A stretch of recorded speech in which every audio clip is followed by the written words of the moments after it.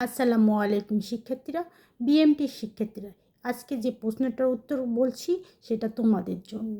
কি বিজ্ঞাপন কাকে বলে এবং বিজ্ঞাপনের 5টি বৈশিষ্ট্য।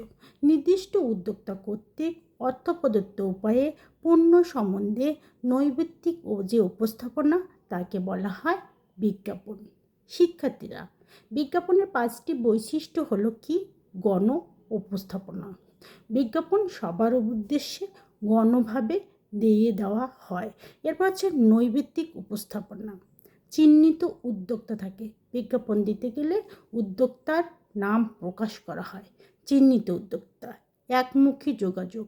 বিজ্ঞাপন একমুখী হয়ে থাকে। এরপর হচ্ছে কি? পুনরাবৃত্তি। বিজ্ঞাপন আমরা টিভিতে বা রেডিওতে দেখি যে বিজ্ঞাপন বারবার একই রকম বিজ্ঞাপন দিয়েই যায়।